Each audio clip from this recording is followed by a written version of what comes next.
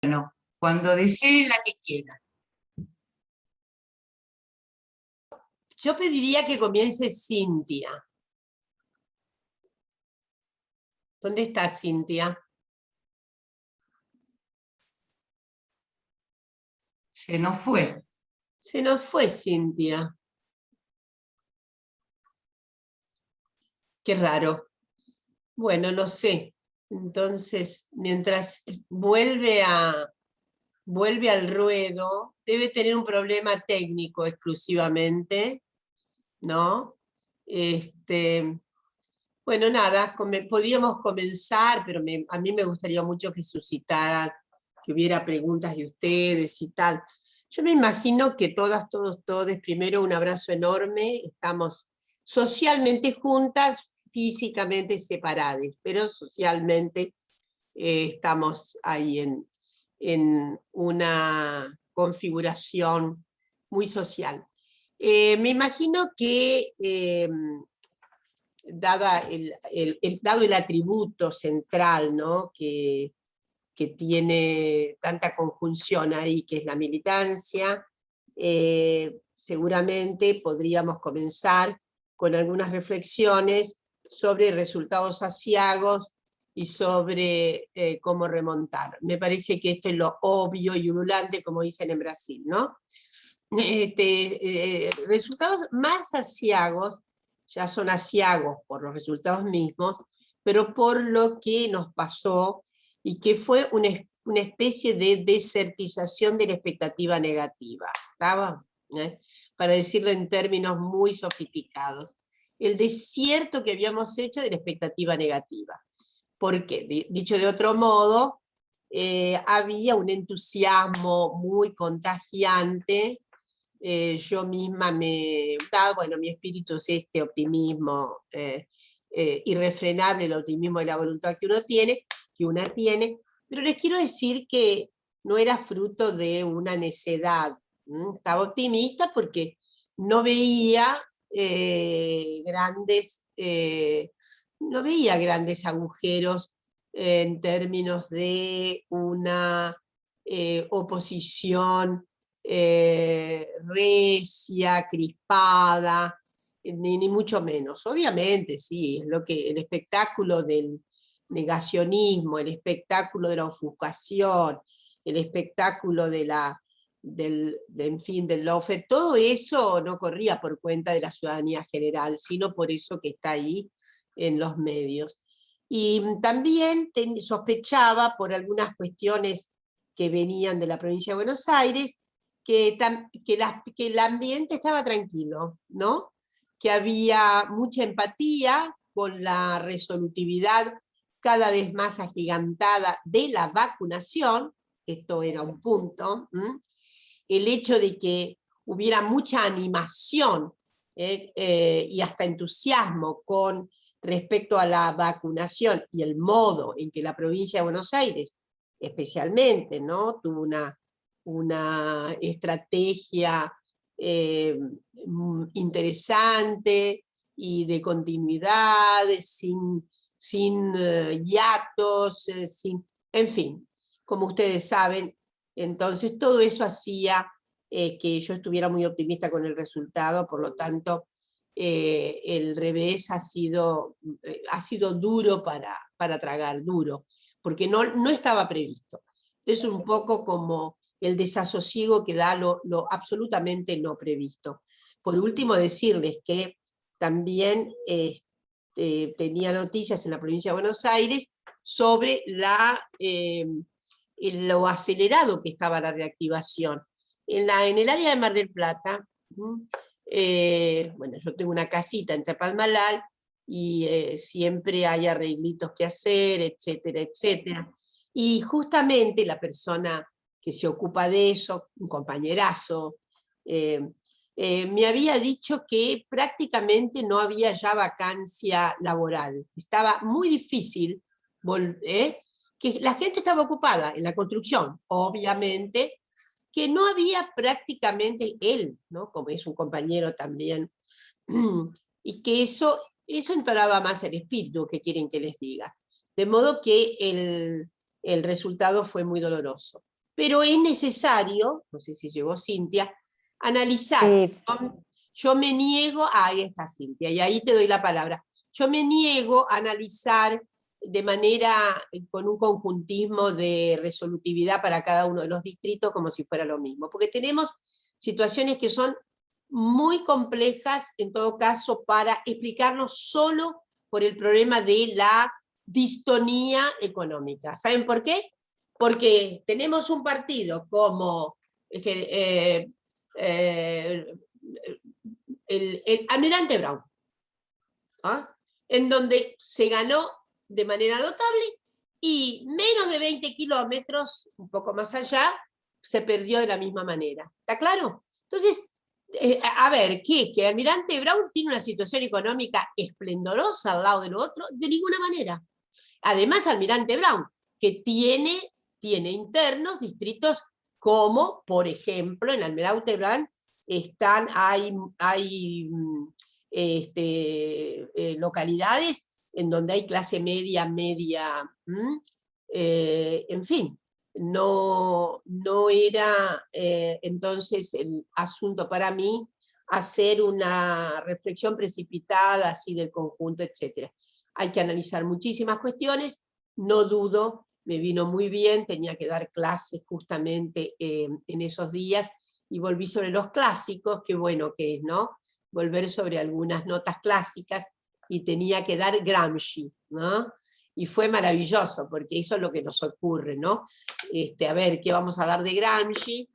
Tomé el Maquiavelo, y me encontré con las páginas que yo necesitaba.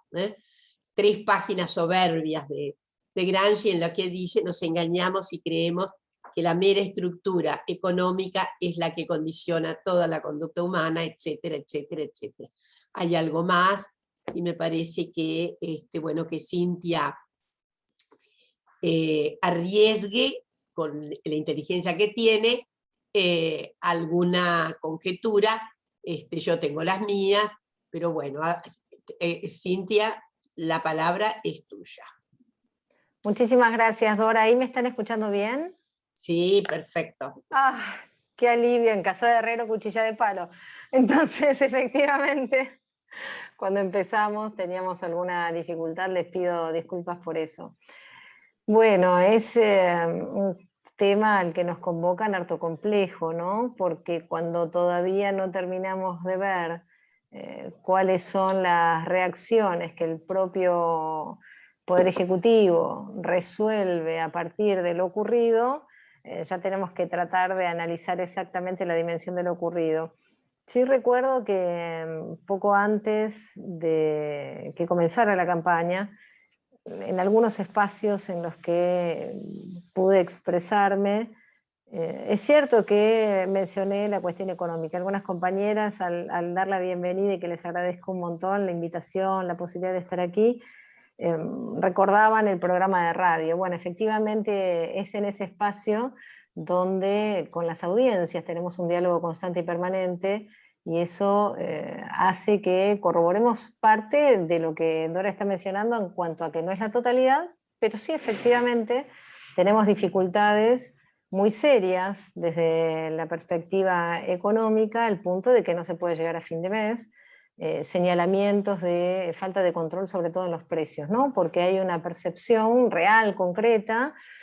Yo hago las compras todo el tiempo, he discutido con quienes están en las áreas con responsabilidad en estos temas.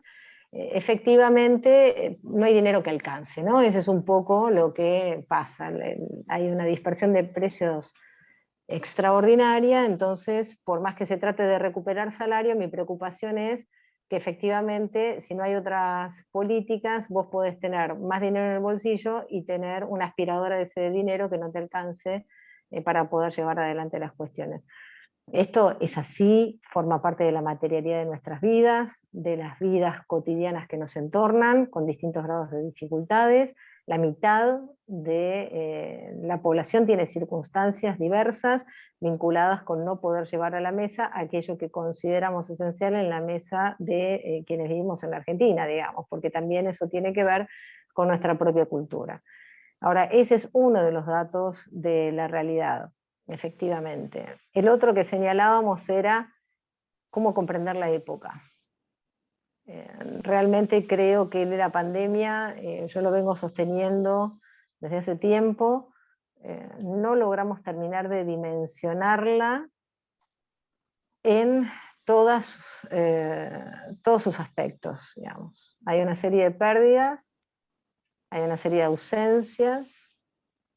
Vengo dialogando en torno de la necesidad del duelo colectivo, de no negar las dificultades incluso de la comprensión emocional de lo que estamos viviendo, no negar que ni siquiera hoy con todos los esfuerzos que podamos hacer vamos a llegar a dimensionar lo que significó esta pandemia. Y sinceramente creo que no se terminan de comprender lo que históricamente o vulgarmente se llamó como el humor social, ¿no? No somos las mismas personas. Comprendí la campaña y el eslogan de volver a la vida que queremos y el volver, pero también expresé que no creo que podamos volver de la misma manera a los lugares de los que nos tuvimos que ausentar. La cancha de River va a seguir siendo la misma. Efectivamente hubo gente que fue a ver jugar a la selección argentina, pero quienes no somos los mismos ni las mismas somos nosotros y nosotras. No hay manera de ir al mismo lugar, sí, pero no de la misma manera, y no por el uso del barbijo. Quiero decir que esto que estamos viviendo todavía, por más que se hayan tomado las medidas que tampoco comparto al 100%, ¿no? Esto de, bueno, el no uso del barbijo y hacer de cuenta de que ya no estamos en una situación que todavía yo siento que estamos atravesando, y de hecho yo acabo de tener una pérdida vinculada con el tema, ¿no? Y no es que me pase a mí.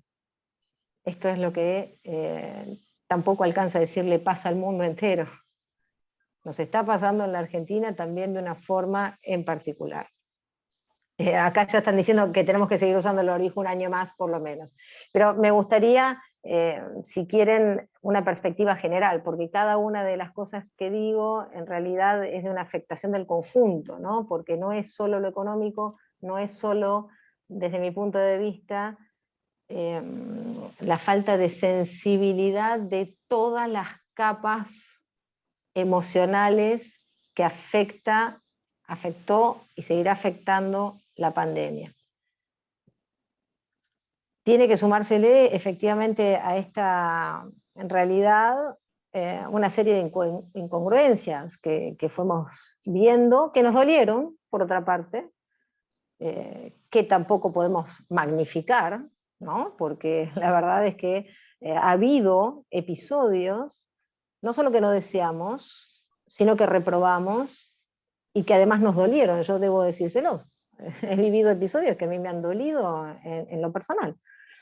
Sobre todo porque he subrayado que este gobierno discursivamente mencionaba la ética, y ustedes saben que en el espacio donde tengo responsabilidad institucional venimos trabajando por primera vez en la historia de la televisión argentina un código de ética. Creo que es una dimensión ineludible de nuestras vidas y de nuestra práctica profesional, y que por supuesto que en la derecha usa estas palabras de una forma extraordinaria, pero después poco hace al respecto. Y entonces tenemos 70 años de historia de televisión pública, televisión que nace pública en la Argentina, subrayado, cuando en otros países de América Latina como en Chile ni siquiera todavía tienen televisión pública, pero nunca nos habíamos dado un código de ética. De manera que aquello que en los actos no se acompañó con lo que se dijo, también produjo heridas, ¿no? Y heridas que en algunos casos pueden llevar a la simpleza de decir yo no acompaño por esto, yo no voy por esto, yo estoy enojada o enojado por esto, ¿no? Y saben perfectamente a lo que me estoy refiriendo, porque, digámoslo, sufrimos al verlo. Hubo todo tipo de reacciones, ¿no? Pero yo les puedo decir que sufrí, que me lamenté. Y sobre todo porque este es el otro escenario que creo que tenemos que analizar, que es que luchamos mucho para que la derecha no estuviera en el gobierno. Efectivamente, ustedes saben, y nos ha costado distintas cuestiones, pero la persecución ha sido concreta y, como decimos, declarada la independencia, no terminan los colonialismos. Es decir, concluido el gobierno de Mauricio Macri neoliberal, no ha concluido todavía el poder del neoliberalismo en la Argentina en los distintos ámbitos. Entonces, tenemos un conflicto enorme que es, por otra parte, la lectura que se hizo desde el comienzo del gobierno en el campo de la comunicación, que ustedes saben que no comparto. Se ha hecho una lectura en...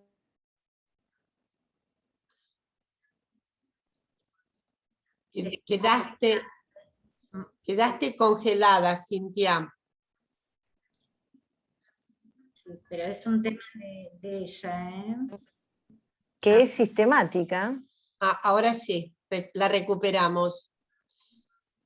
¿Me habían perdido? Sí, te habías quedado congelada en Neptuno, pero ahora bajaste. ¿Te das cuenta, Dora? Cuando hablo de la pedagogía de la exclusión del neoliberalismo, me congelan. Te congelan. Es la mano invisible que está ahí. Claro, porque les estaba diciendo eso, ¿no? Que la ultraconcentración comunicacional ocupa desde lo que consideramos la economía política de los medios, es decir, de la cantidad de licencias que están concentradas en pocas manos, lo que llamamos, el Grupo Telecom y Clarín, pero más ocupa por estas pedagogías de la exclusión, ¿no? Compartía el otro día un relevamiento de lo que es noticia en los noticieros de la televisión abierta, de aquí de la ciudad de Buenos Aires. Es del año 2019, pero lo veníamos haciendo desde la Defensoría del Público de 2013. Y voy a ser muy breve, después si quieren profundizamos. El 27% de las noticias, casi el 30% de las noticias son hechos policiales. Vivimos en un grado de policialización muy alto, de lo que llaman inseguridad, que es esa categoría que siempre cuento. No es inseguridad no acceder a los derechos humanos. Inseguridad es el atentado contra la propiedad privada de quienes menos recursos tienen a quienes más, ¿no? Una lógica de clase y de defensa de la propiedad privada muy explícita en la cobertura del hecho policial. Y ese es el mayor tópico de noticias, de todos los noticieros de la televisión abierta. La televisión pública hace una diferencia. Lo más preocupante es que cuando vamos a ver cuántas noticias hay sobre niños, niñas y adolescentes, habitualmente yo pregunto, pero como no hay tiempo voy a ir directo. 0,5%. 0,5%. Las noticias sobre niños, niñas y adolescentes no llegan al 1%. Peor suerte corren los pueblos indígenas. No llegan, no solo al 1%, no llegan al 0,1%. Son el 0,01%. 0,01% de noticias vinculadas con pueblos indígenas. Lo peor es que cuando vemos esas pobres 12 noticias sobre más de 17.000, 8 son internacionales y 4 locales. 4 noticias en un relevamiento de un año de 17.467 noticias. Tampoco corren mejor suerte las personas migrantes, 0,01%. Ni los derechos humanos, ¿no? 0,1%. Educación, 0,5%. Discapacidad, 0,4%. El pronóstico del tiempo, que ocupa el 3,7% de las noticias, es más importante que la niñez y la adolescencia, que las personas mayores, que los pueblos indígenas, que las migrantes, que las noticias vinculadas con los géneros, que los derechos humanos, que la educación, que la discapacidad y que la ciencia, todo junto. Entonces, parte del conflicto de la ultraconcentración comunicacional no es nada más que lo que les decía, la cantidad de licencias que acumulan. Son las lógicas de producción, son las pedagogías de la exclusión. Y esto no ha sido reconocido, es decir, no hay una política pública real, concreta, ni de desconcentración comunicacional, ni de conciencia en el marco de cuáles son las representaciones de las subjetividades, ni de cuáles son las ausencias, ni de quiénes son los invisibles, los oprimidos de esta historia. Se ha creído que en un escenario de ultraconcentración comunicacional se puede dialogar, y el diálogo es entre pares. No hay diálogo entre desiguales. Entonces no se ha trabajado en ningún aspecto, porque si vemos publicidad oficial, se sigue premiando esta ultraconcentración comunicacional. Si miramos las fake news, hasta la Organización Mundial de la Salud, la OEA, vienen señalando la necesidad de que los estados tomen medidas concretas, efectivas. Por otra parte, porque he tenido muchos debates con algunas buenas voluntades y almas nobles que creen que por detectar una noticia falsa y postearla en un Twitter se desactiva una fake news. Es de muy buena voluntad, pero efectivamente esas no son medidas que puedan contrarrestar ni la infodemia, ni las fake news, ni el nivel de, ustedes lo ven todos los días, estigmatización, criminalización de la vida política. Esto también forma parte del análisis. El otro tema que tenemos que agregar, ya dijimos, la variable económica, insoslayable, no se ha podido hacer todo lo necesario y suficiente en el plazo que se tuvo y con la situación económica heredada. Mencionamos la propia pandemia y las dificultades serias de comprensión epocal, si quieren. Mencionamos la ultraconcentración comunicacional y efectivamente la falta de calle, ¿no? Y de territorialidad. Es decir, que somos un espacio, somos una organización, somos un movimiento, que a mí me gusta mucho, en Brasil le dicen los dereitos hallados en la rúa, en la calle, ¿no?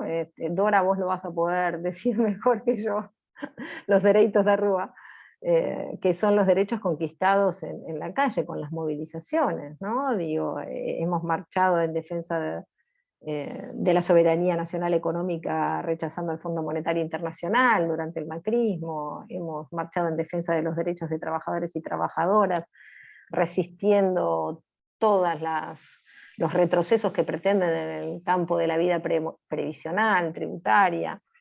Y no solo es que nos ha faltado la movilización, sino que yo creo que lo que nos faltó también es la posibilidad de la territorialidad, ¿no? De la pregnancia, de estar en los barrios como se debe. Y el último eslabón que quiero dejar en esta cadena compleja tiene que ver con la falta de trabajo en la construcción de sujetos políticos mediáticos.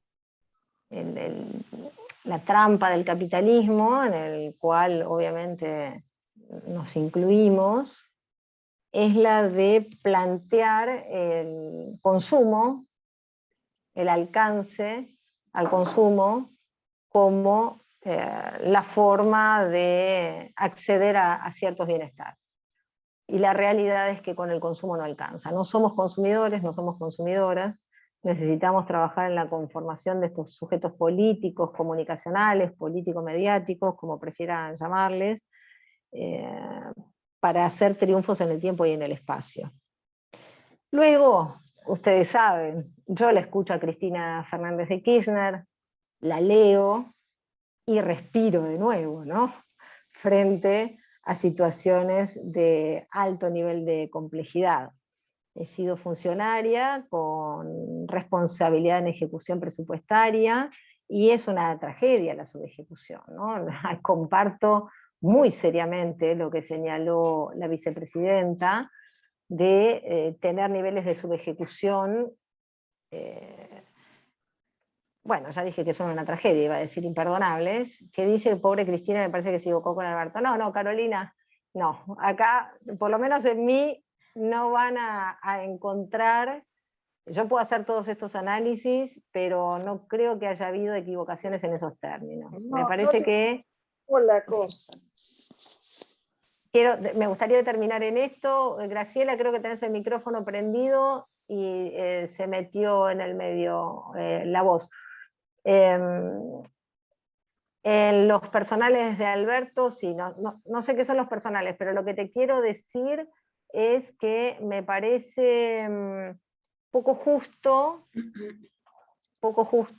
no dimensionar dónde estábamos cuando Cristina toma la decisión, que tampoco voy a dar mi apreciación personal porque no viene al caso. Lo que viene al caso me parece que es tratar de analizar cuál es la situación sociopolítica y económica comunicacional que estamos viviendo, ¿no?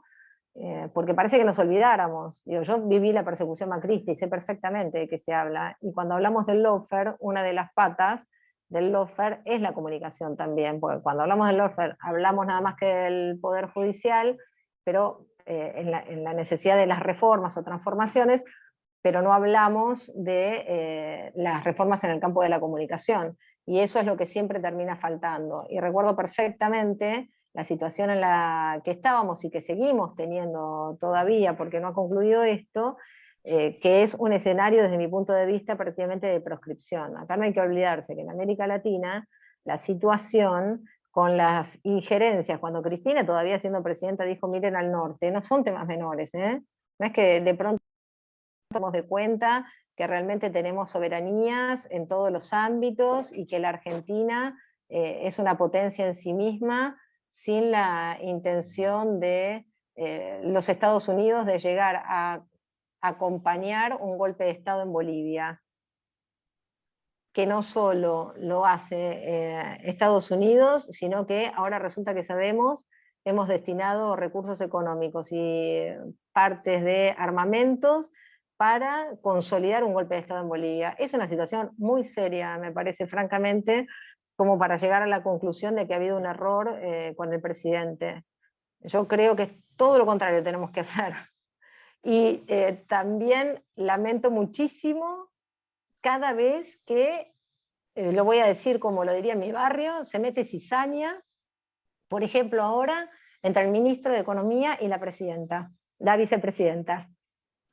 La presidenta permanente, digamos, que es Cristina, porque en definitiva se sigue siendo para toda la vida, es un mandato que hay que seguir llevando adelante, ¿no? De pronto no se puede olvidar, como pasó con Mauricio Macri, que se fue a vacunar el primero y se olvida de ir a cooperar en el tema, por ejemplo, de la pandemia. Con lo cual les digo, francamente, no contribuye en nada, en absolutamente nada, frente a la situación que estamos viviendo hoy en la Argentina, que es una situación de avances permanentes de la derecha, no solo en nuestro país, sino en el mundo, específicamente en América Latina, como ustedes saben, con profundos rasgos negacionistas que son sumamente peligrosos. Cuando Vera Jarach nos enseña el nunca más, no es nunca más nada más que el terrorismo de Estado, es nunca más el terrorismo de Estado, es nunca más a los discursos de odio y es nunca más al silencio. Entonces estamos en una situación que verdaderamente es crucial y que si no sabemos defender el frente que se construyó para impedir esos avances, estamos en una situación todavía más delicada. Y en esto soy férrea, ¿eh? No estoy en el equipo de los que creen que hay que empezar a horadar lo que obviamente veo, que es que la derecha pretende que hagamos.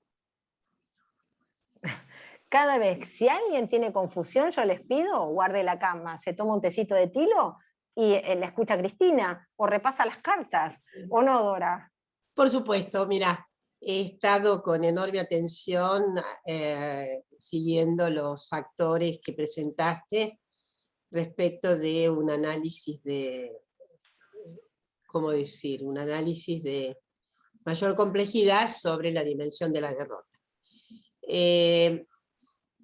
Yo creo que hay, cuando dije, no es solo la cuestión económica, porque hay diferenciales enormes en el propio conurbano, que efectivamente, analizada económicamente la situación, no es que en esos lugares se está mucho mejor, al contrario.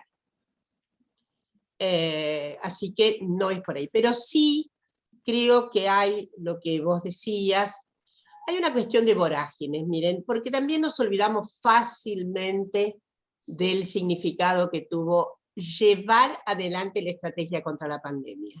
Yo no quiero de ninguna manera disminuir, menguar y sugerir que no pensemos en los errores, pero yo les quiero decir algo.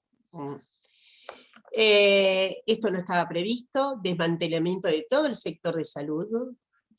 Hubo que en 2 meses hacerse de todos los equipamientos.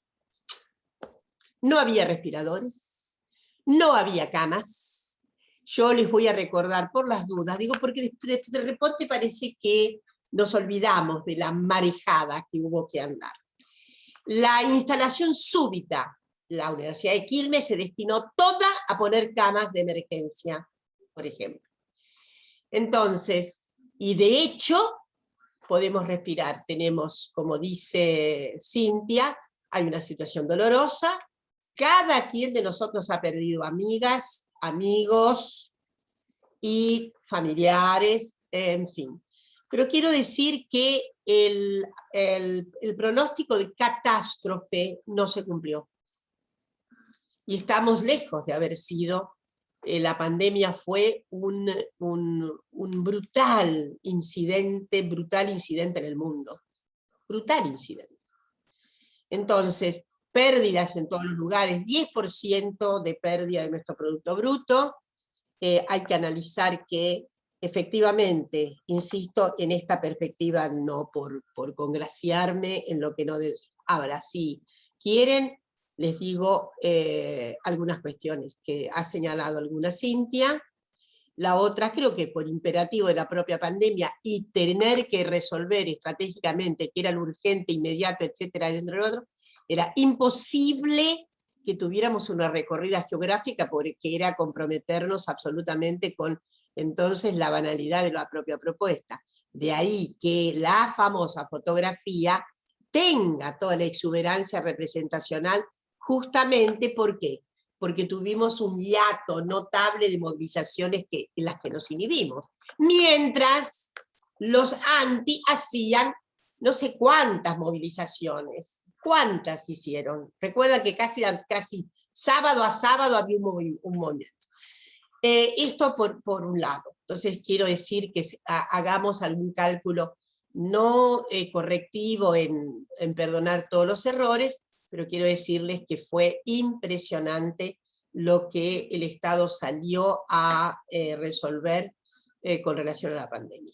El hecho de que prácticamente hoy tengamos esta caída, que no es para cantar victoria, ni mucho menos, pero estamos en una situación también extraña respecto de la famosa esta variante Delta, que puede ser que tenga razón la revista Barcelona, pero que me parece que es un poco más complejo.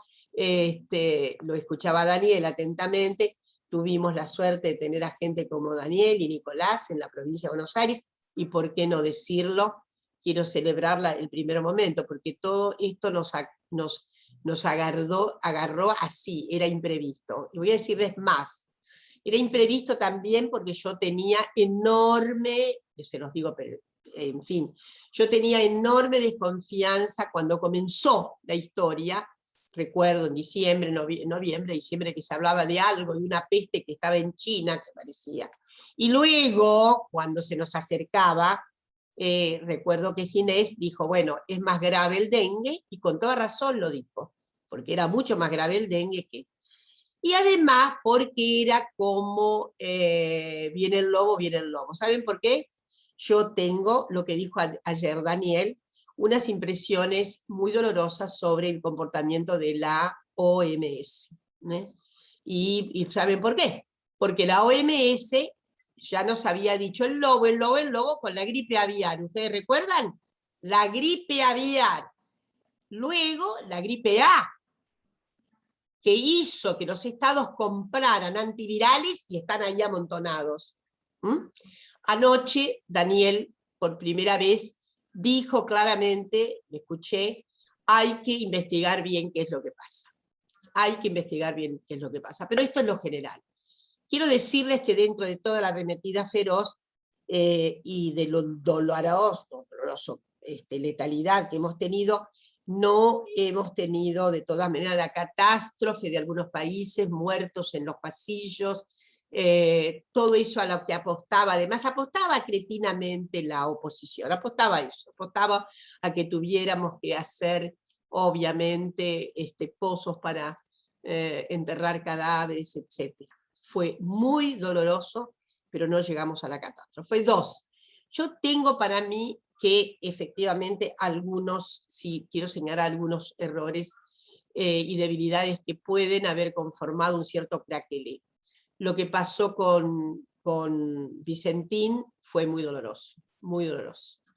Y yo creo que ahí se perdió una gran oportunidad de un avance importante, que en fin, cuyos detalles tienen muchísimo que ver, los detalles tienen muchísimo que ver con la posición que en su momento tomó el gobernador Perotti, para decirlo francamente. Y luego, sí, algo, sin embargo, también en el punto animado que tengo, gentes, hemos en un año, en pleno pandemia, avanzado 20 casilleros en términos de derechos de las mujeres en este país. Yo voy a recordarles que el 30 de diciembre del año pasado, a las 4:14 de la madrugada, este país consiguió nada menos que la legalización del aborto. Digo para animarnos un poco, que era difícil, porque además tengo constancia plena, dado que he tenido algo que ver. Era muy difícil porque, en realidad, los aconsejamientos del mundo machirulo eran cómo vamos a meter más ruido. Y justamente convencimos de que era el momento de meter más ruido porque no se podía presentar, y fíjense que así ocurre, esta ley no se puede presentar con calendario electoral, no se podía presentar. De modo que alguna vez contaremos los detalles de esa arremetida que significó que apareciera la ley por parte del Poder Ejecutivo. Y les quiero decir que no es una ley así nomás, es una ley tenida hoy internacionalmente como un excelente plexo. ¡Excelente! Varios estados mexicanos han avanzado ahora, porque evidentemente hay una proyección importante que hemos hecho. Digo para entusiasmarlas respecto de cosas que hemos logrado. Hemos logrado una ley de cupo trans, hemos logrado inclusive que la Argentina haga aceptación del convenio por ley 190 de la OIT.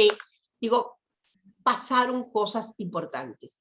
Obviamente, no se nos escapa que el propio confinamiento, del cual había aquel diástole y sístole, ¿no?, respecto de abrir, no abrir, etcétera, el empuje, etcétera, ha significado un trastocamiento económico que me parece no se puede resolver de un día para otro.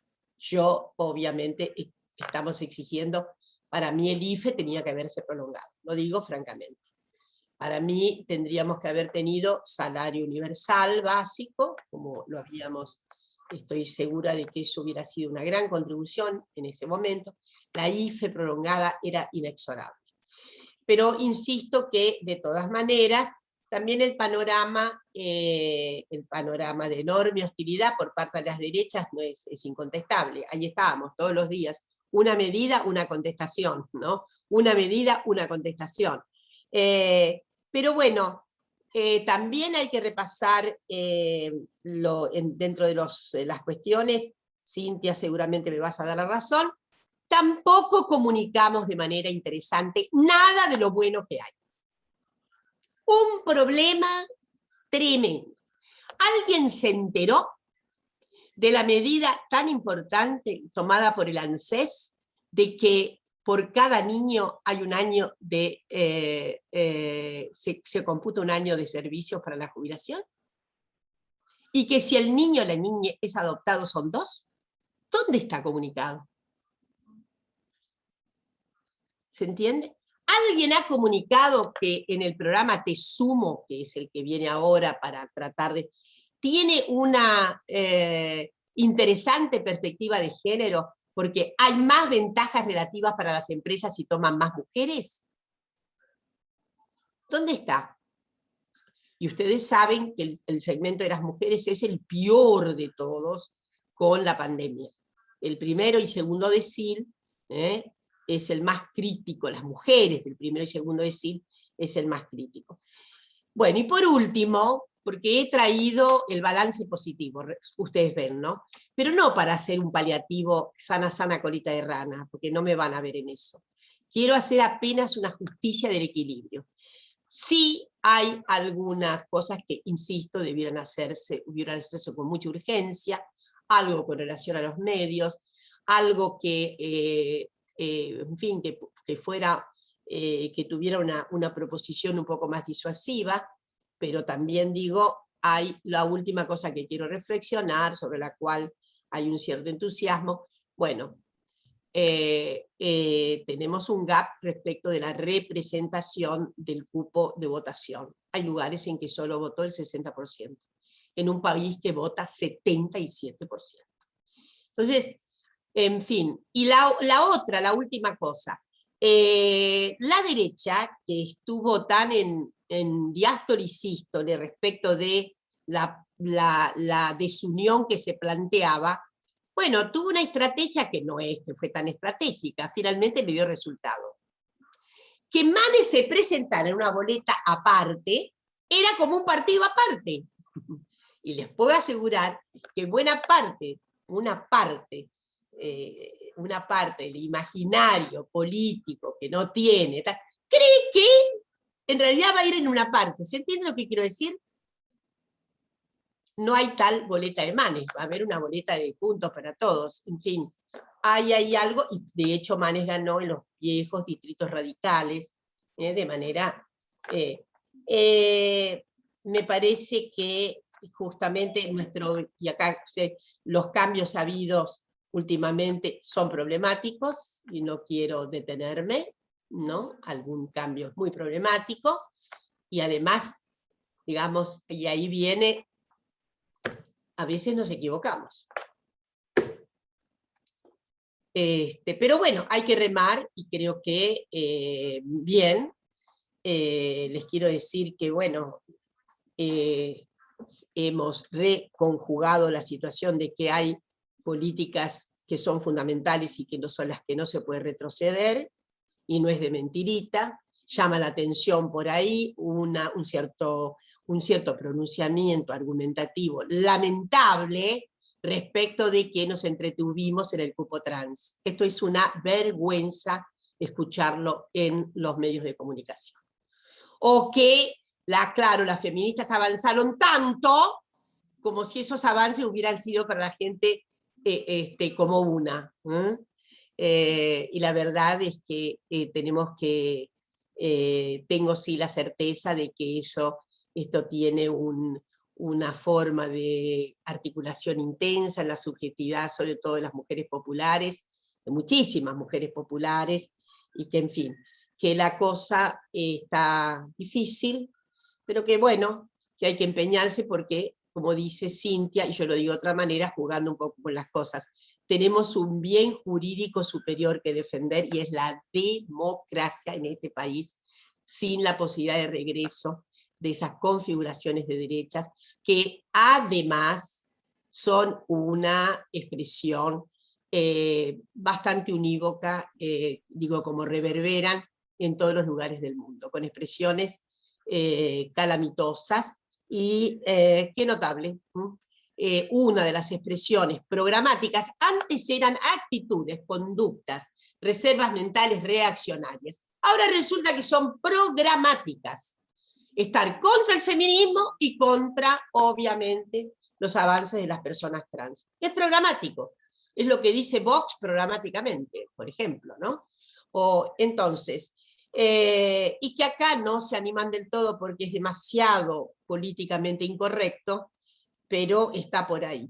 No podemos, no hay admisibilidad posible de que haya discursos, por las dudas aparezcan dentro de sectores del fuego amigo, que justamente en lo que ha sido tan dinámico como políticas de género, tengamos que decir que fue por ahí que no nos acompañaron. Está claro, ¿no? Es decir, no hay admisibilidad para ello. Y de todos modos, creo que es todo un desafío, guste o no guste, tenemos que desafiar noviembre a como dé, por lo menos para hacer un salto cuántico interesante, porque está en riesgo, obviamente, está en riesgo la posibilidad de retroceder, en cuyo caso es inimaginable toda la damnificación que va a sobrevivir. Yo lo que quisiera agregar son dos cosas, porque, claro, no es que los tiempos sean vertiginosos, ¿no? Ahí es donde tenemos que pensar en el sistema o lo que llamamos el capitalismo de plataformas. Digo, nos hacen vivir en una situación de vertiginosidad, de ansiedad, con las técnicas basadas en el consumo y en las adicciones, y en la toma de posición de me gusta, no me gusta, de expresión de las emociones, para aceptar o rechazar en lugar de tener el tiempo de reflexionar. Y eso va produciendo pérdidas de memoria en el sentido más literal, digo, no solo en el marco de la pandemia. El otro día recordaba la Ley de Solidaridad Social y Reactivación Productiva en el marco de la emergencia pública. No voy a preguntar quién se acuerda de eso, porque yo el título tampoco me lo acordaba, pero sí me acordaba lo que había pasado. Estoy hablando del 23 de diciembre de 2019. El gobierno no tenía ni 15 días, ¿no? El de Fernández, y declaró la emergencia pública. No es una fantasía buena o una ilusión sobre lo que se posó la pandemia. Perdón. Se declaró la emergencia pública. Tomemos nota. En materia económica, en materia financiera, en materia fiscal, en materia administrativa, 5, en materia previsional, 6, en materia tarifaria, se declaró la emergencia pública. 7, en materia energética. 8, sanitaria, que decía Dora, ¿no? Tuvimos que atender la pandemia sobre un desastre del sistema sanitario. 9, se declaró la emergencia social. 9 emergencias se declararon el 23 de diciembre de 2019. No, claro que esto no lo vamos a ver en ningún medio de comunicación, ni siquiera en la televisión pública. Pero tiene que formar parte del análisis, porque el 23 de diciembre no teníamos 15 días de gobierno y había claridad con respecto a cuáles eran las emergencias que teníamos. Yo recuerdo que en ese momento dije, acá falta la emergencia comunicacional, porque se tomaron una serie de medidas a partir de esa radiografía, de ese estado de situación, pero no en el campo comunicacional. Claro, Mauricio Macri, cuando no tenía 15 días en el gobierno, también tomó medidas, no en el Congreso de la Nación Argentina, sino por decreto, ¿no? De necesidad de urgencia. Y esos decretos de necesidad de urgencia y decretos fueron a guadañar nuestra Ley de Servicios de Comunicación Audiovisual, que resulta que los propios ahora sostienen que es vieja, que no sirve para nada. Tengo millones de motivos para explicarles no solo que no es vieja y por qué sirve y para cuántas cosas, sino que es por el mero hecho de reconocer que la asunción de un gobierno neoliberal, lo primero que tira abajo son artículos centrales de una Ley de Servicios de Comunicación Audiovisual, ya se darán cuenta el valor que tiene. Aunque sea por la mirada ajena para tirarlo abajo, se darán cuenta el valor que tenía tenerlo arriba. Entonces, esto es muy difícil de comunicar y de rememorar. Miren que estábamos sobre 9 emergencias antes de la pandemia. Pero era la realidad. Ahora, lo que también, Dora, vos apuntás muy bien es que la catástrofe no se cumplió. No se cumplió en la vida real, pero sí se cumplió en la mediática. Porque basta hacer zapping y la pandemia fue una catástrofe mal llevada por el gobierno. Entonces, volvemos a los planos de la vida real, pero las personas, como ya sabemos, construyen una imagen de la vida general a partir de la propia percepción, pero también de lo que no pueden llegar a acceder en la vida cotidiana, y es a través de la representación, y para eso los distintos medios de comunicación, un ecosistema comunicacional muy complejo. Lamento decir que en el campo de las ciencias sociales, quienes venían diciendo que Internet era la salvación de las vidas democráticas, no querían escuchar a quienes veníamos señalando que esto sin una alfabetización comunicacional no puede ser la salvación de nadie, más que de los pocos que manejan este capitalismo de plataformas. Pero por otra parte, a esas cuestiones le tenemos que agregar, ahora ya sí, con investigaciones de 2 universidades por lo menos, que la mayoría de las personas en la Argentina, para informarse, no estamos hablando de distraerse, de pasar el rato, para informarse, no tengo lamentablemente las 2 investigaciones acá conmigo, las puedo buscar eventualmente en la compu, eligieron mayoritariamente la televisión. Entonces hay una desconfianza de la información que circula a través de redes sociales y de sistemas de mensajería como el WhatsApp, y lamentablemente una oportunidad perdida para la televisión, porque así como la mayoría se volcó a buscar información en la televisión y luego en la radio, también sufrió la decepción por las formas de coberturas irresponsables que tuvimos en la televisión. Entonces, el otro tema que tenemos aquí, yo voy a disentir en que hay un problema de comunicación del gobierno. Porque esto es como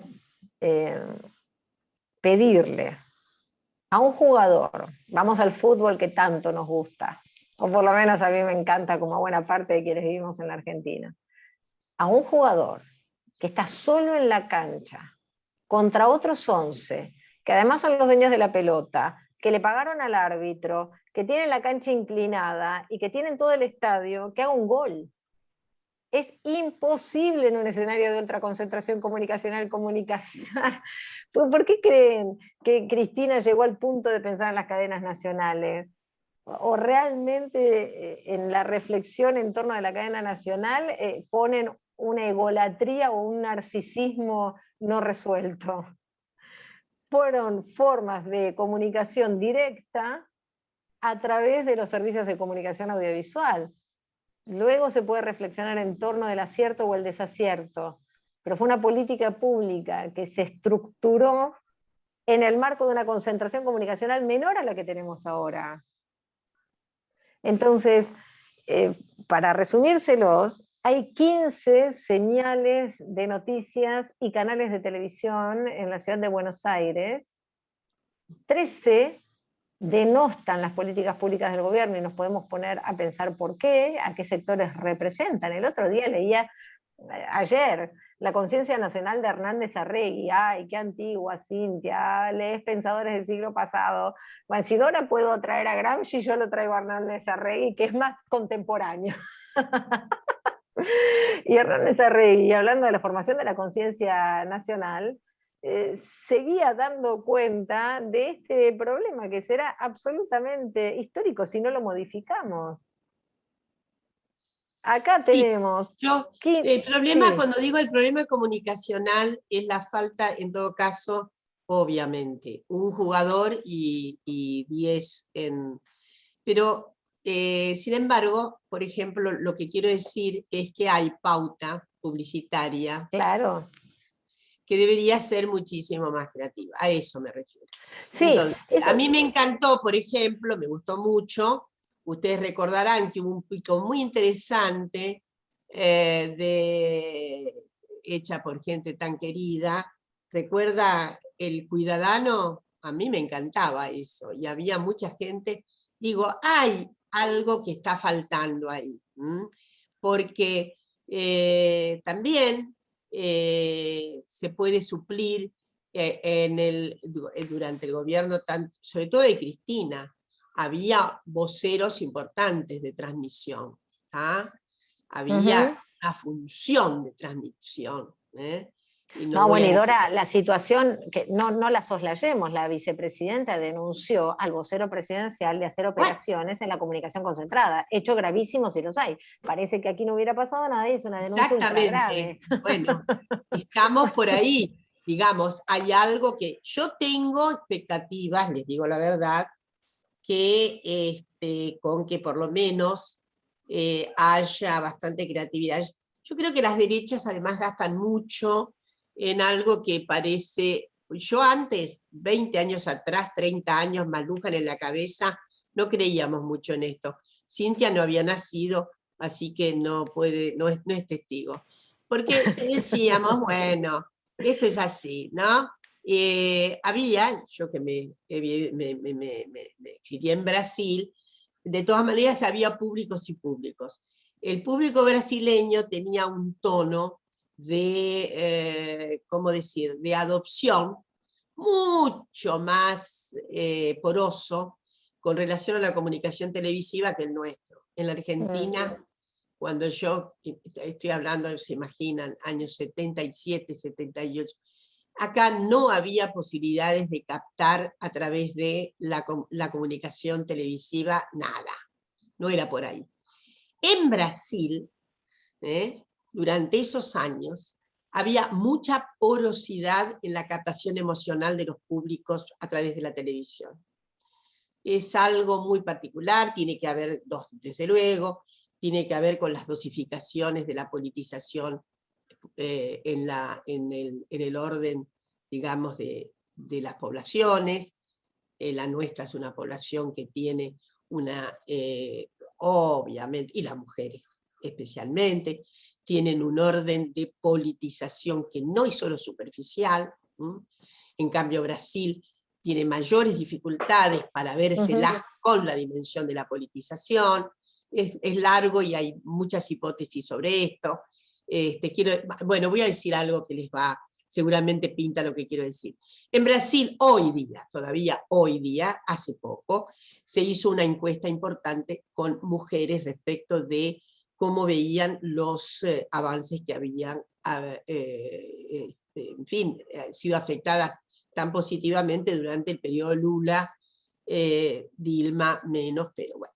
Entonces, ahí va, y efectivamente hay un reconocimiento de las esferas de beneficios, por así decirlo. Reconocían el Bolso Familia, reconocían este plan, reconocían este plan y reconocían este plan. Finalmente, esto salió publicado, es muy interesante. Entonces, el encuestador le pregunta, ¿y a qué atribuye? Y por supuesto, algo que es muy corriente en la expectativa de esta, como digo, falta de esa sutura con lo político. La enorme mayoría de las mujeres decían, Dios no quiso así. Quiero decirles que en la Argentina es casi imposible encontrar a una mujer del sector popular diciendo que la inflación Dios lo quiso así, ¿está claro? Pero entonces digo, esto revela culturas políticas muy diferentes. Culturas políticas muy diferentes que también dieron en Bolsonaro. Nosotros creo que estamos un poco más lejos de eso, pero Bolsonaro hizo una sustitución impresionante de la falta de identificación que hubo con Haddad como transmisor del voto de Lula. No hay posibilidades. Pero bueno, me fui a eso para decirles que las culturas políticas son diferentes y que estamos, probablemente, me parece que eso es lo que también Cintia apuntabas, estamos en una especie de, y tiene muchísimo que ver con la disrupción de la pandemia. No cabe la menor. Eso que vos decís, no somos lo mismo, no somos lo mismo. No. Y hay que hacer mucho trabajo de investigación. Y con esto no es que vamos a salvar las elecciones, pero a mí me gustaría saber, ¿qué pasa con los imaginarios juveniles? ¿Qué pasa con los imaginarios? Una está más cerca de los imaginarios relativos a feminismos populares, porque hemos transitado bastante, aunque sea telemáticamente, pero bueno, no nos han faltado encuentros, y además masivos, digo, de la Quiaca a masivos, más que masivos, digo, extensos, ¿no? pero falta mucho para investigar. ¿Qué es lo que pasa? Yo sinceramente no creo, no me ligo fácilmente a la sintomatología económica reductora, derechización de los públicos. No me parece, hay que tener en cuenta mucho más, en todo caso, factores, hay que hacer algo como justamente el tratamiento situado de cada circunstancia, etcétera, etcétera, etcétera. Digo, el voto hay que analizarlo distrito por distrito, distrito por distrito. Hay evidente que en la provincia, en el conurbano, allí donde hubo una disponibilidad completa, absoluta, por parte de dispositivos de ánimo de la intendencia, se fue mejor. Hay otras circunstancias que son dolorosas. ¿Cómo explicar con el trabajo tremendo que ha hecho Mayra Mendoza?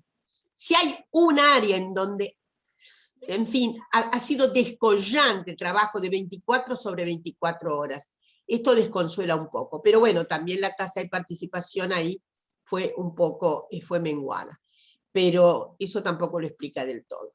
Y en fin, sí, y como cosa más gigante y que no la vamos a resolver acá, yo creo que esto es más bien un planteo de tono planetario, la preocupación que una tiene sobre el absoluto descontrol de calidad que tiene como referencia las redes esas que dicen cualquier cosa y que no importa. Yo puedo decir cualquier cosa, pero por cualquier cosa.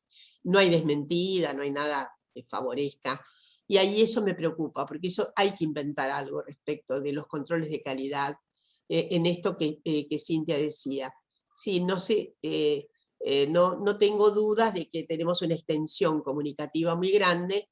Yo no sé hasta qué punto, me parece interesante, no me quiero comportar como una vieja antañona que solamente remite a la información letrada de los viejos diarios, porque no es así, pero creo que ahí hay unas maniobras, esas de enorme control de grupos importantes de derecha sobre esto, ¿no? El adueñamiento de plataformas. Esto es así, porque, en fin, y eso hay que pensarlo, pero es una cuestión, digo, que nos excede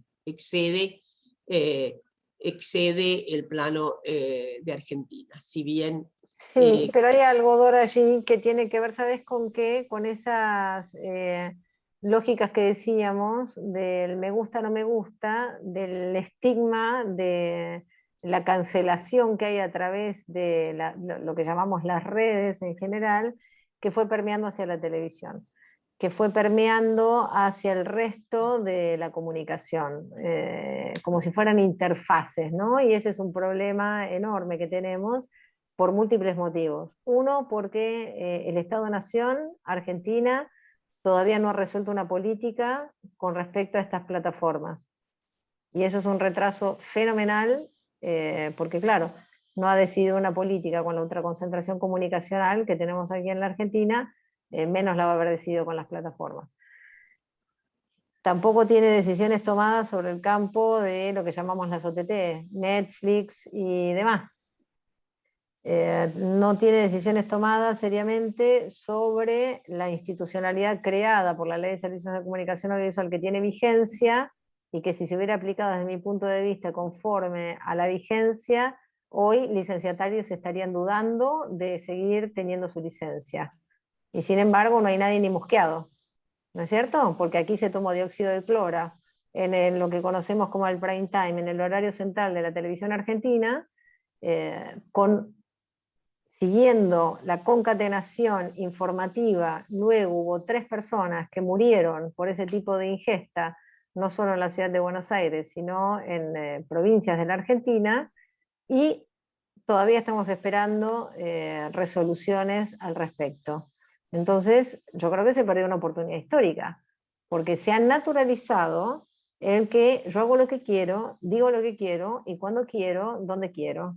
Y la verdad es que existen servicios, que son los servicios de comunicación audiovisual, entre los que se inscriben la radio y la televisión, Y luego existen redes sociales, existen estos servicios de mensajería, existen lo que conocemos como la GAFAM, que es Google, Amazon, Facebook, Apple y Microsoft, que tienen injerencia en todo el país. Y que además en la Argentina hay que agregar, cosa que por supuesto no hablamos de esto y lo lamento en el alma, que tenemos situaciones locales muy dañinas. No solo el grupo Clarín Telecom, sino que uno de los mayores accionistas de América 24, tiene una prepaga en el marco de una pandemia. A mí me gustaría saber qué intereses atendió.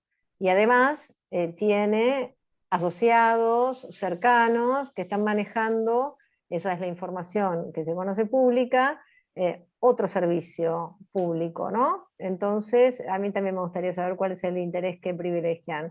El propio grupo Clarín Telecom es socio con un pacto de sindicación con la Nación y maneja la única fábrica de papel para diarios. Y uno estaría diciendo, ¿y por qué es importante la fábrica de papel para diarios? No solo porque lamentablemente la falta de profesionalización del periodismo argentino hace que se produzca a partir del enfoque que presentan los diarios, porque luego vienen, los diarios ya no los leen nadie. No, claro, lo leen nada más que los productores y las productoras que hacen radio, que hacen televisión, que hacen sitios digitales, para ver qué es noticia y qué no lo es y cuál es el enfoque que presentan. Entonces no se trata de que lo lea la mayor cantidad de personas que viven en una población, porque la agenda y el enfoque les va a llegar igual a través de lo que conocemos como los gatekeepers, digo, para no ir a la complejidad. Te enseñan, vamos a simplificarlo, ¿querés ser periodista? Te enseñan a agarrar un diario, bueno, no importa si en el papel o en el sitio digital, y fijarte cuáles son los títulos de tapa, fijarte quiénes hablan, llamarlos y ponerlos en el aire, en la radio, en la tele, reproducirlo en los sitios digitales, poner un tweet y así, así, así. Es una máquina de reproducción con creaciones en usinas muy pequeñas, que es el lead dominante comunicacional. Y que además en Argentina tiene la mirada de la patria agroexportadora, que es la que defiende, y de la concentración en el campo de la economía, que es la que defiende con la EA, la Asociación Empresaria Argentina. Y el otro tema por el que quisiéramos acceder al papel es porque, por ejemplo, yo integro un grupo que hacemos una revista que se llama Contraeditorial, y ¿saben qué? ¿A quién le tendríamos que comprar papel? A Papel Prensa. Y resulta que el papel lo maneja, no, como es la única fábrica de papel para diarios, pensaríamos en el Estado como administrador de las posibilidades de acceso equitativas. No, la manejan por pacto de sindicación Clarín y La Nación. Ustedes saben muy bien, obtenida en el marco de la dictadura cívico-militar, clerical y empresaria. Entonces los problemas que tenemos a diario no son tan simples, no se pierden elecciones por un detallecito nomás que pasó antes de ayer. Digo, hay una complejidad que ahí es donde yo tengo mis inquietudes. Popularmente se dice tomar el toro por las astas, ¿no? Hay un Ahí, cuento. Vito, hago de transmisora. Vito pregunta sobre el concepto de sujeto político mediático. ¿Viste, Vito? Estoy haciendo de Qué grande, Dora. mediadora. Dora, vos tenés que ir a Concepto de conducir un sujeto programa. político mediático y qué herramientas.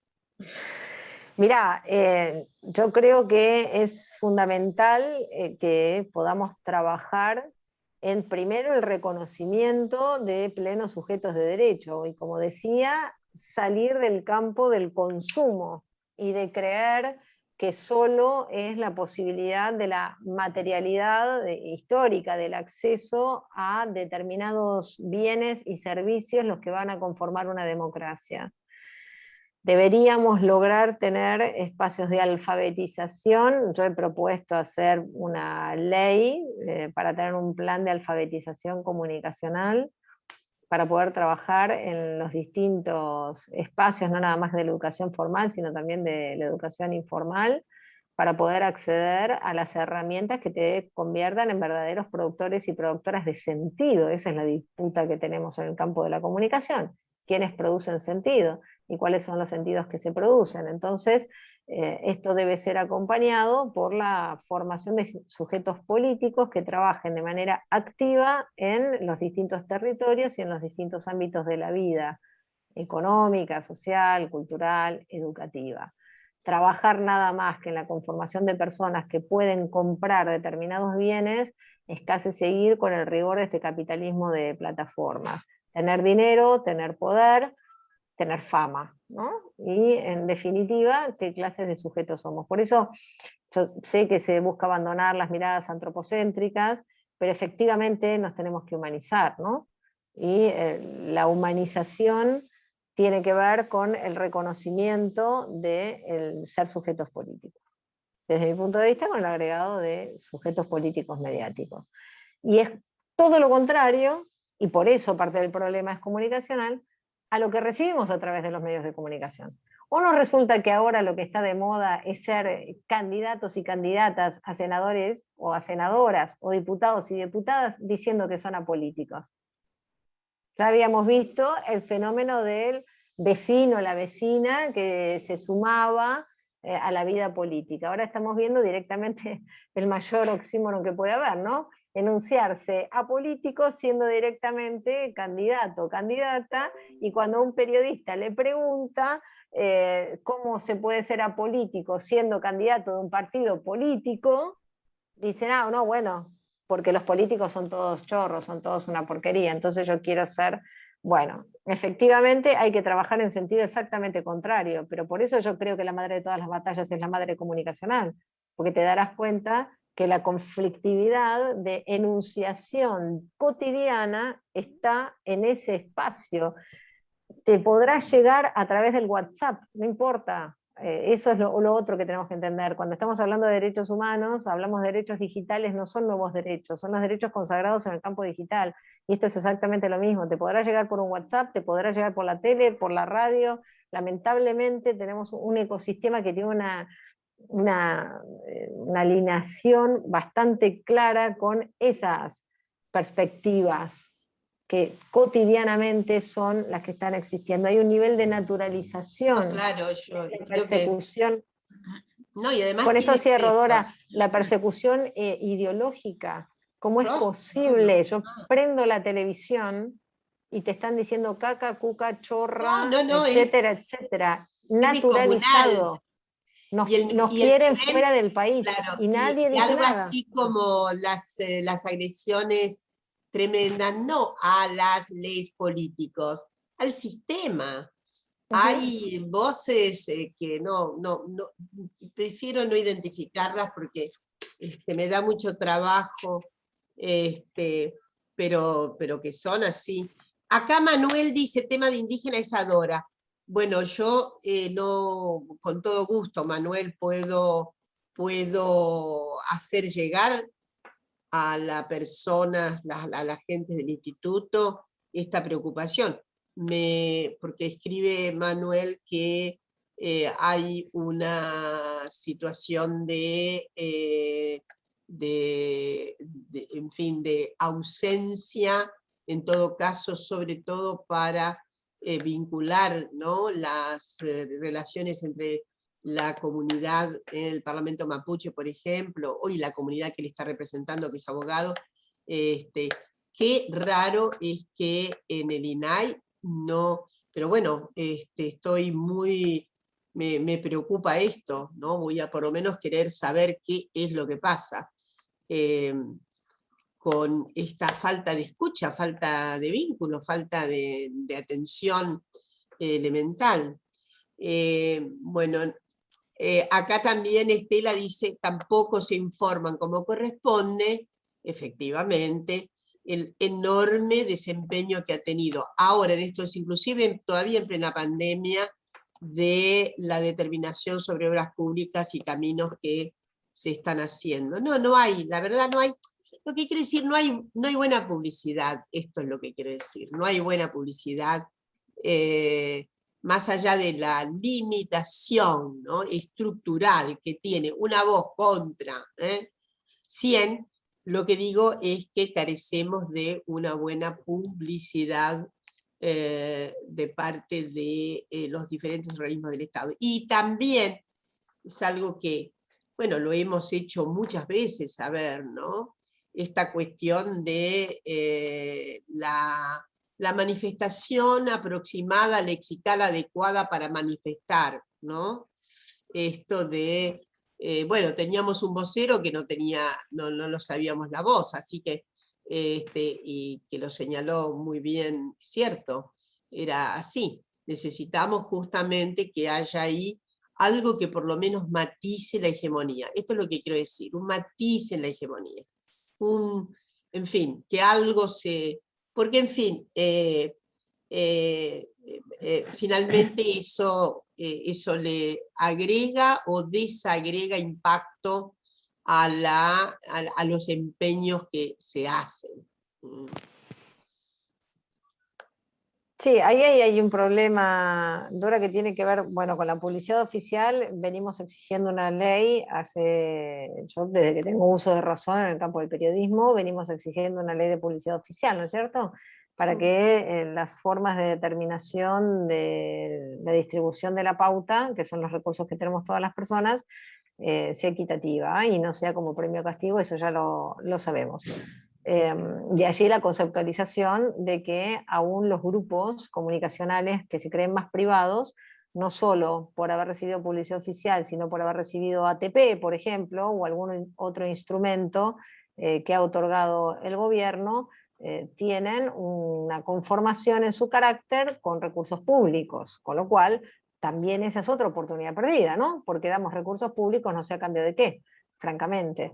Y en el caso de la ultraconcentración comunicacional, se decía que se daba más pauta a quien más rating tenía. Sin embargo, Canal 13 siguió estando en el podio y no es el canal que más rating tiene. Con lo cual, habría que terminar de evaluar allí, ¿no? Desde las decisiones del Poder Ejecutivo. Bueno, ahora hay un cambio en cuanto a quienes van a estar a cargo de la distribución de la publicidad oficial. Francisco Meritelo había dicho que iba a promover una ley de publicidad oficial, cosa que finalmente no llegó, ¿no? Acaba de concluir su mandato y esto no ha sido así. Veremos cuál va a ser la realidad de la nueva gestión en la Secretaría de Medios. Pero yo lo que decía era que esto de la comunicación por parte del gobierno es como el antitérmico, si querés, para la pandemia. Es decir, te va a bajar la fiebre, te vas a sentir un poco mejor, pero la enfermedad de base la vas a seguir teniendo. En principio, porque tenés la dificultad de que la publicidad oficial, si estamos hablando de radio y de televisión, es cuando como audiencia cerramos el oído, ¿no? Que forma parte de la publicidad. Quienes miren la televisión aquí, díganme la verdad, si le prestan mucha atención a la publicidad y si se quedan expectantes a la publicidad oficial incluso cuando la hay, o si van haciendo zapping y cambian de canal tratando de eludir las publicidades en su conjunto, porque una vez que miras televisión, sabes cuáles son los horarios aproximados o el propio conductor o conductora te avisa cuando viene la publicidad y cambias. Y lo mismo pasa con la radio, que aprovechás, cerrás el oído y seguís haciendo tu tarea. Entonces, ¿la publicidad oficial es importante? Sí. La verdad que en la Argentina no tiene de ninguna manera los lineamientos ni los procedimientos para que sirva como publicidad oficial, sino que se hace como factor de dominación, como ustedes bien saben, con el poderío que tiene cada medio de comunicación. Con lo cual, ahí hay una deuda pendiente extraordinaria. Ahora, esa deuda se le suman otras. ¿Qué ha pasado con la comunicación comunitaria alternativa y popular, no? ¿Dónde están las líneas de fomento que pueda haber a esa comunicación? Porque claro, cuando vos tenés esta problemática estructural, yo creo que hay que hacer todo a la vez. Hay muchas teorías con respecto a esto. Y hay hasta quienes lo niegan, por otra parte. Pero hay que desconcentrar, también hay que trabajar a la vez sobre la comunicación comunitaria alternativa y popular, sobre la universitaria, sobre la recuperación de la comunicación en el ámbito escolar y sobre las televisiones públicas de la Argentina. Si es en el caso de la televisión pública, claro, dejaron un desastre extraordinario, ¿no? Medios públicos absolutamente vacíos. Ahora también es cierto, yo lo he comentado y lo voy a seguir promoviendo, creo que desde la televisión pública y la radio pública hay que tener espacios de alfabetización comunicacional, porque ese plan de alfabetización comunicacional no es nada más que en los ámbitos de educación. Cuando yo dije educación informal, considero también a los servicios de comunicación audiovisual dentro de ese ecosistema sobre el que se puede trabajar. Y la verdad es que creo que nos faltan herramientas en las que podamos volver a creer en nuestros medios públicos, ¿no es cierto? Porque efectivamente todavía nos tenemos que sentir más convocados, más convocadas a esas pantallas y a esas posibilidades que tienen alcance en todo el territorio nacional. Hay que seguir trabajando fuertemente en ese sentido. Estamos trabajando en un código de ética, me pareció, no sé si es así, de haber visto a Nené pasando pantallas. Nené, si estás ahí, y si es cierto lo que vi, saludá aunque sea, porque estoy en el telefonito y no puedo estar pantallas viendo a todas las personas que están, pero creo que por allí hay una trabajadora de la televisión pública, y la verdad es que ese código de ética que estamos promoviendo, que estamos construyendo colectivamente, pretendemos también que sea transformador de los propios medios públicos. Estamos en un momento de consulta pública abierta, que se pueden presentar y hacer aportes para lo que consideran un código de ética de la televisión en este caso. Creo que eso es muy auspicioso. Llevará más tiempo, efectivamente, pero es un camino que puede tener muy buenos resultados. Y así como Dora mencionó a Mayra, efectivamente en los distintos lugares se hacen cosas, no las sabemos todas juntas por los múltiples problemas que estamos analizando, y la verdad es que esto yo se lo he dicho al propio presidente, ¿no? No creo que haya alternativa si no hay una política decisiva sobre el campo comunicacional en toda la comprensión de su ecosistema. No nada más que sobre la televisión, no nada más que sobre la radio, sino claramente sobre las redes sociales, sobre las plataformas que estamos hablando. Esto no es una novedad para el mundo, se imaginarán. Hay muchísimos países que han tomado medidas en distintos ámbitos sobre el campo comunicacional. La propia España tiene como si fuera una constitución de los derechos digitales, con lo cual hay muchísimo para hacer por allí. Pero sobre todo hay que ponerse de acuerdo, ¿no? Hay que llegar a un consenso, y la mirada dentro del frente de todos no es unívoca. Conviven miradas divergentes. Ojalá triunfe la mirada que supimos ir consiguiendo durante, sobre todo, el gobierno de Cristina Fernández de Kirchner, cuando tomó la decisión histórica de enviar ese proyecto que finalmente fue la Ley de Servicios de Comunicación Audiovisual. La verdad también creo, y lo he dicho, es que una de las primeras medidas que se debieron haber tomado es, así como habíamos injustamente tenido decretos de necesidad de urgencia y decretos sobre nuestra Ley de Servicios de Comunicación Audiovisual, derogar esos decretos y comenzar a sanear esa situación. ¿Qué escribieron ahí con letras grandes que no llegué a ver porque estoy en el telefonito y no veo los mensajes? Pero escribieron en mayúscula algo recién. Cuando estés, te lo leo, Cintia, cuando Sí. estés con el presidente avísale que hay presos políticos. Ay, eso díganle a Dora que le diga, porque yo al presidente no lo conozco en persona. Lo he dicho por la radio y lo vivo diciendo todo el tiempo. Qué linda manera de deslizar. No, que yo lo digo donde no, estoy, Dora, pero no lo conozco, Alberto Fernández, es la verdad. Bueno, a ver, es Juan Garro. Bueno, A mí sí. no me ha recibido, no tengo esa posibilidad. Es compleja la situación porque todos estamos de acuerdo sobre, digamos, lo conceptual, pero creo que sí, está dentro de los márgenes de lo que es, a ver, una morigeración respecto de una morigeración por parte del Poder Ejecutivo. Esto es lo que traduzco de manera muy polite, respecto de lo que no está modificado, que es el Poder Judicial. Y les quiero decir que hay algo muy obvio y ululante, como dicen en Brasil. No es posible avanzar así nomás sobre el Poder Judicial sin que entremos en una flagrante contradicción que nos hace pares semejantes al macrismo. Es así. Entonces, lo que necesitamos es algo que tiene que seguramente sobrevenir, las modificaciones de las composiciones en lo que se pueda.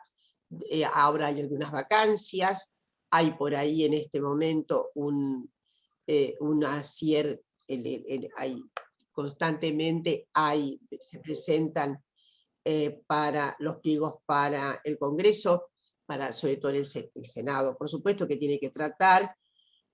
No es fácil la resolución de esas circunstancias tan dramáticas, no es fácil.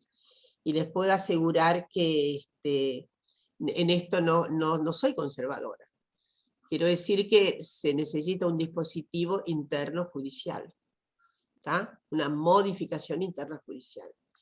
Miren, todavía no se ha podido resolver nada menos que el cambio fiscal. Y bueno, y estos son, yo en este punto diría, ahí hay que tener un poco más de paciencia, porque yo no estaría de acuerdo, se los digo francamente, con hacer acciones que vituperamos en nuestros enemigos. ¿Claro lo que quiero decir? Ahí hay que jugar, lamentablemente, con las incomodidades morigerantes que tiene el esquemita que hemos heredado.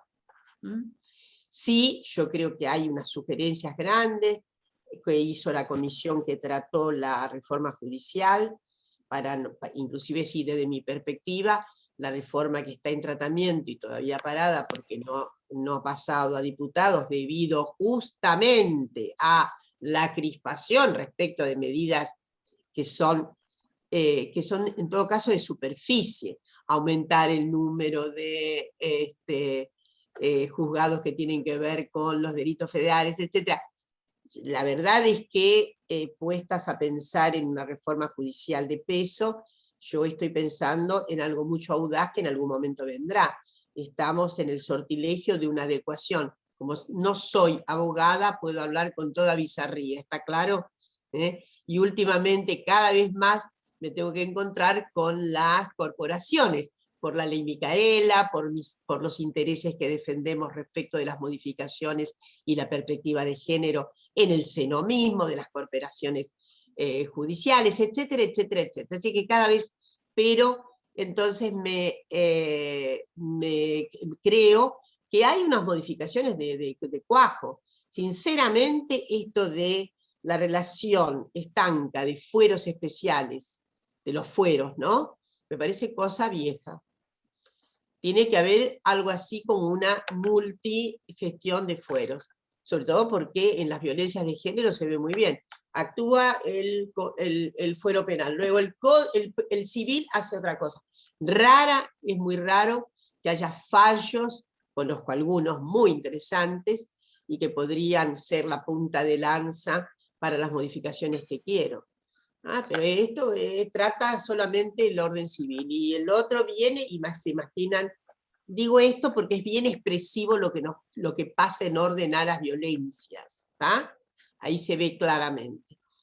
Pero entonces dice justamente la causa principal está en resolución de los supremos, lo dice Nené. Y para decretar un indulto no es así tan fácil, Juan Garro, según lo sé. No es así. Cuando la causa tiene que venir a un otro orden. El presidente no indulta urbi et orbi. Hay un problema también que se presenta respecto de el dispositivo del indulto. Yo además quiero una vez más enunciar públicamente el amor inmenso que tengo por Milagro, figura la que me parece, de todos los términos brutales de la persecución, ahí está la consagración mayor de la injuria, de la agresión y todo lo demás, y tiene que, por eso esperamos algo ahí en la corte. Pero no es tan fácil, no es que se hace así nomás. En fin, y además, la otra cuestión,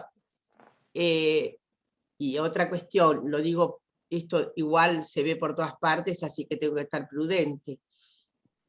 Un indulto monovalente es toda una injusticia, porque en el caso de Milagro hay 5 personas. 5. Y si se extiende a la conceptuación de efectivamente personas que han sido perseguidas judicialmente y que están en prisión, es un número muy grande. Entonces, no es tan fácil la cuestión del indulto. Hay indultos históricos, inclusive Alfonsín hizo indultos históricos, nadie ya se acuerda de los indultos, pero ustedes recuerdan, ¿no? Menem, perdón, hizo indultos históricos, y yo, como tengo vicios de historiadora, he recordado, sobre todo en los debates por el aborto, el gran indulto de Perón a los médicos que estaban condenados en Córdoba, en 1946, ya estaban condenados por abortos que habían realizado. Ojo, abortos que estaban en completa, con todos los eximente, porque atendían al artículo 86 del Código Penal, eran absolutamente no punibles. Se trataba de una enferma alienada en la colonia Oliva de Córdoba. Y el cura denunció a los médicos de esa colonia por haber practicado el aborto que había autorizado el padre. Y el juez se valió en que el padre no tenía la tutoría legal, fíjense ustedes, y los metió en cana. Y además fue tremendo, fue una convulsión. Vino Perón, y siempre me ha permitido sostener eso, que cuando por ahí se ha dicho el pronatalismo, yo siempre he contado esto, que no es una anécdota, sino parte de la historia. Perón indulta a un grupo de personas, entre las cuales los 3 médicos condenados en Córdoba por aborto. Bueno, Entonces, lo que quiero decir que no es tan fácil, Juan. A mí me encantaría, ¿sabes? Pero a mí me encantaría hacer, pero ahí hay un juego, que no digo que es el que expreses, pero nosotros tenemos buenas fantasías retaliativas. ¿Sabes cuántas veces uno sale de la cama con la fantasía retaliativa? Pero Yo sabes que agregaría, Dora, ahí, que me parece que es por el lado que viene el mensaje, por obviamente en parte de lo que pienso y en parte de lo que escucho de las críticas y los reclamos, es un genérico, voy a decir, la reflexión en torno de las medidas que no se toman por las supuestas consecuencias que habrá en la opinión pública. no, pero en este caso es en el Poder Judicial, no en la opinión pública. Sí, no, pero la verdad es que la medida el presidente la puede tomar, o el Congreso puede también trabajar en ese sentido. No es que el único camino es el del Poder Judicial. Existen otros caminos alternativos, pero hay decisiones políticas vinculadas con esos caminos. Entonces, me parece que el mensaje tiene que ver con la reflexión en torno de lo que se puede... Perdón que diga, tiene razón. Cámpora dictó indultos sin necesidad de recordar a Menem y Alfonsín. Ah, pero qué momento, ¿no? No importa, compañera. Hay compañeros que hace 6 años que están presos. Pero Juan, estoy de acuerdo, pero yo lo que quiero decir, vos sos abogado, tal vez. No. Bueno, porque la consulta se ha hecho con todos los abogados progres, y no es tan fácil la resolución. Dora, yo creo que hay que esperar un poquitito. Perdóname, Dora. Sí. Acá hay una decisión política del presidente Alberto Fernández. Él ya lo ha dicho y lo sigue diciendo, para él no hay preso político. Punto y se acabó. O sea, nos gusta, digo, yo estoy totalmente en contra, y es una decisión nefasta del presidente. No solo no considerar que haya presos, sino no hacer nada al respecto. Porque acá coincido con Cintia, el solo hecho de expresar la voluntad política de ir a modificar algo va a mover capas tectónicas en la sociedad.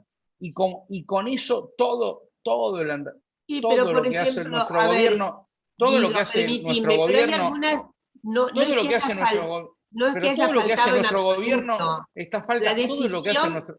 No. Perdón, la decisión de la sustitución de alguien que está además en una condición completamente, completamente no genuina, que es nada menos que el orden de la fiscalía. No, bueno, pero perdóname, son ¿Me dos temas, permite? discúlpame, Juan, un segundo, discúlpame. Son dos temas distintos, que en realidad tienen la misma raíz. El presidente de la Nación, el 10 de diciembre de 2019, podía haber mandado el 10 de diciembre, sale del Congreso y podía haber mandado el pliego del nuevo procurador. Y ahí sí, obviamente ibas a un conflicto con la oposición, pero vos demostrabas voluntad política de cambiar de procurador. El presidente empezó a jugar a esto de, ay no, yo tengo que tener 1 millón de amigos, yo tengo que hablar, tenemos que... Consenso no es acuerdo absoluto, porque si no, no hay forma de hacer nada. El presidente puso una ministra de Justicia que durante 1 año y medio no sé a qué se dedicó, pero está claro, hoy se eligió... No sirvió para nada. Entre 3 tipos eligieron al presidente de la Corte. 3 tipos. Tres tipos. O sea, hasta en términos de género, la única mujer que está en la Corte pidió postergar por 24 o 48 horas la reunión y le dijeron pito catalán. Entre 3 varones eligieron al presidente de la Corte. Bueno, está bien, pero ¿por qué digo esto? Porque yo creo que es el presidente que tenemos, nosotros lo elegimos, nosotros lo votamos, formamos parte de la fuerza política que lo llevó al gobierno, consideramos a nuestra conducción política, que es Cristina, que es la que lo candidateó, lo ungió y la que le pone los votos, pero tampoco, él no está de acuerdo con que haya presos políticos, por lo tanto no los tiene que indultar, no los tiene que amnistiar, porque para él no son presos políticos. David, no, admito. Pero es lo que él dice. Es lo que él dice. Pero es lo que él dice.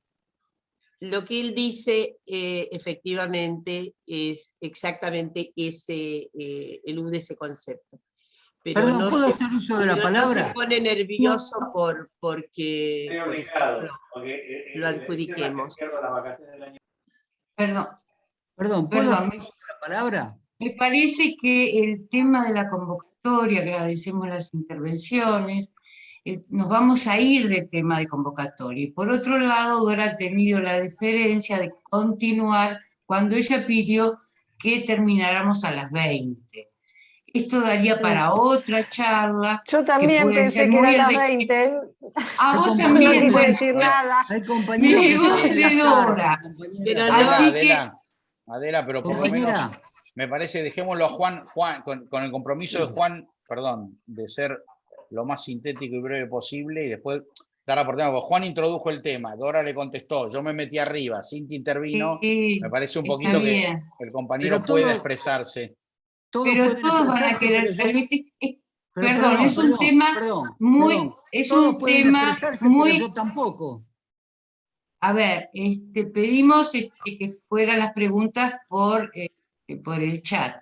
Lo que estoy señalando es que las 2 invitadas han pedido expresamente, yo no sabía, soy Cintia, discúlpame, que termináramos en un horario. Nos hemos extendido 45 minutos y este tema, Juan, discúlpame, pero nos va a dar para mucho más. Pero no es una excusa, compañera, no es una excusa. Hay compañeros que están en la cárcel, y no están como nosotros en una amable conversación por Zoom. Entonces yo creo que hay que establecer prioridades. Las explicaciones, las justificaciones que ha dado el Poder Ejecutivo son inaceptables. Y que venga a decir el presidente de la Cámara de Diputados que ni amnistía ni indulto, y después ocupa un cargo, detenta un cargo con ingresos faraónicos, pero me parece inaceptable. Que continúe como fiscal un tipo como Stornelli, es inaceptable. Que siga como procurador Casal, es inaceptable. Que continúe esta corte a la que se ha sugerido iniciar el juicio político y sobran los motivos, es inaceptable. ¿De qué estamos hablando, compañera? A ver, Juan, y ahora con fina voluntad. Juan, es inaceptable, absolutamente de acuerdo, pero es inaceptable que pudiéramos hacer algo que lesionara nuestro propio principio. Yo creo que es inaceptable, te lo digo de verdad. Si estuviéramos en un marco revolucionario, uy, mira qué fácil sería todo. Yo simplemente quiero decirte, Juan, no estamos en esa fase tan enjundiosa. Ojalá pudiéramos hacer, porque si no, hubiéramos resuelto todas estas cuestiones, porque te quiero decir, vos estás en el mismo frente en que está uno y que estamos todos.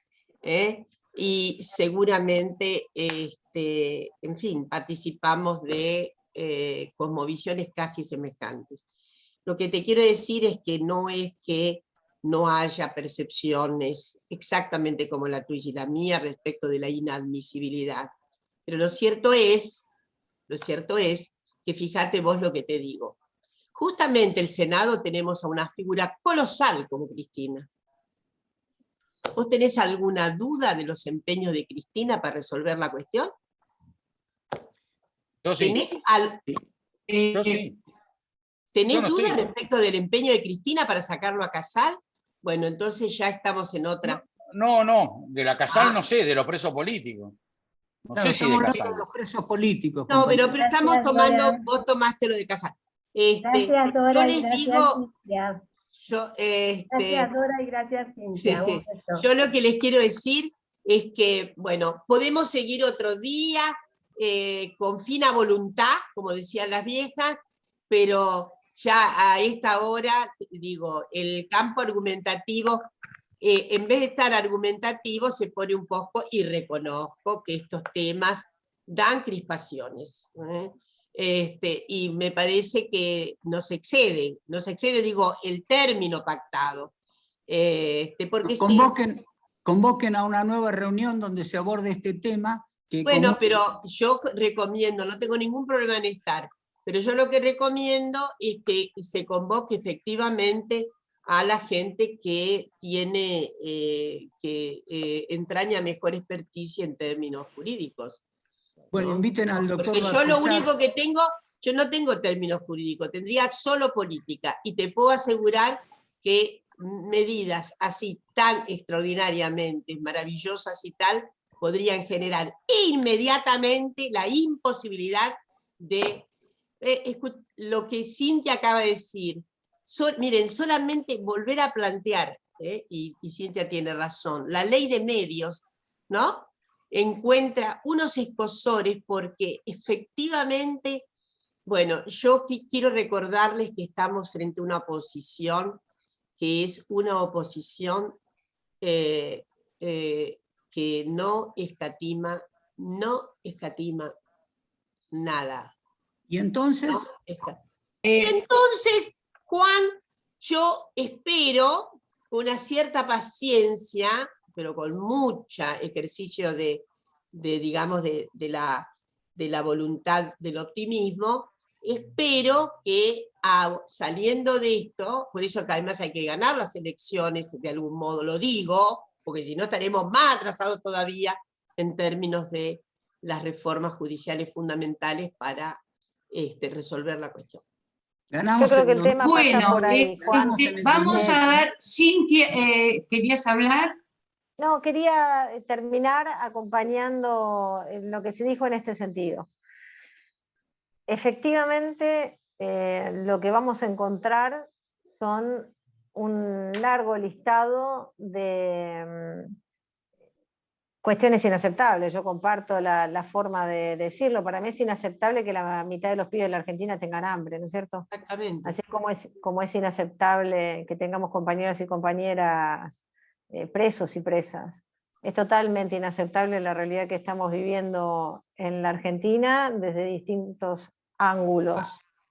Es inaceptable que hayan querido, Juan, es inaceptable que quieran que nuestra vicepresidenta esté presa, es inaceptable la persecución política constante y permanente, es inaceptable que no podamos trabajar, vivir, tener libertad, es totalmente inaceptable. Ahora, lo que yo no tengo dudas es que hoy estamos en una coyuntura determinada de la que efectivamente tenemos que salir fortalecidos y no todo lo contrario. Entonces, en esto sí quiero ser como firme, sólida en la convocatoria. Acá hay una derecha que amenaza, que es la que llevó a estructurar un lawfare en la Argentina por el cual hoy tenemos presos políticos. Entonces lo vuelvo a decir, declarada la independencia no terminan los colonialismos. Lo que hay que lograr es que no tengan los poderes fácticos el único orden posible dentro del ejercicio de poder. Tal cual. Entonces, la forma de modificar, y cerramos eso, la forma de modificarlo es... Ahora les doy una buena noticia que acabo de ver. Fue finalmente denunciado penalmente el gran visitador de la casa de Olivos. Acaba de ver. Bueno, en fin. Bueno. Estamos en la misma línea. Es inaceptable los femicidios, es inaceptable la violencia de todos los días, es inaceptable, y podríamos tener una lista. Ahora, yo lo que digo es ni un paso para las derechas, ni una ocasión para que las derechas justifiquen, porque las derechas van a justificar con el flato que te tirás fuera del y lo digo lamentablemente en términos poco académicos, pero es impresionante su poder y es impresionante lo que está pasando, que 40% de la sociedad argentina sostenga las derechas. Entonces, gente querida, mucha insubordinación y valor, pero un cacho de paciencia histórica para ver si efectivamente podemos avanzar, al menos en menguar alguna de toda esa enorme lista de indecencias que se han planteado. Bueno, y acá les dejo con mucho cariño. Bueno, muchísimas gracias a las invitadas maravillosas.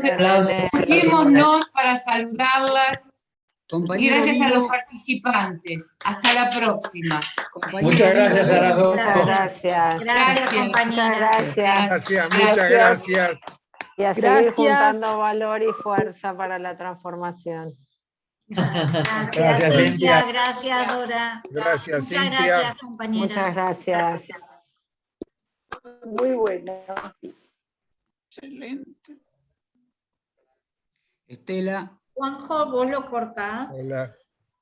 No, quería hacer una última sugerencia, que convoquen a un nuevo Zoom para esta temática. Sí, compañero, vamos a pensar en un nuevo Zoom. Sí. Hasta la victoria siempre. Hasta la victoria siempre, compañero.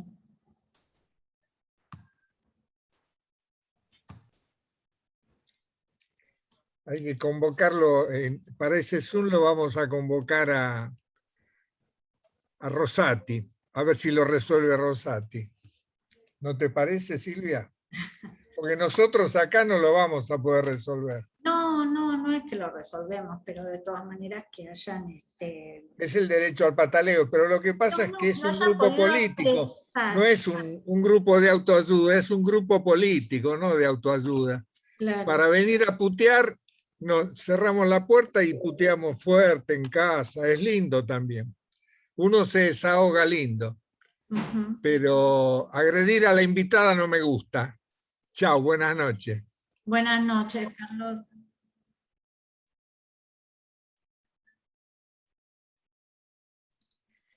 Muchas gracias, la verdad. Gracias. La situación se pone densa para algunos y no pueden comprender el estado en que se asumió este gobierno y que no estamos en la revolución. Exactamente. Que los datos a nivel global indicarían que la revolución por el lado del socialismo popular está muy lejos. Gracias. Buenas noches, compañera. Chao. Chao.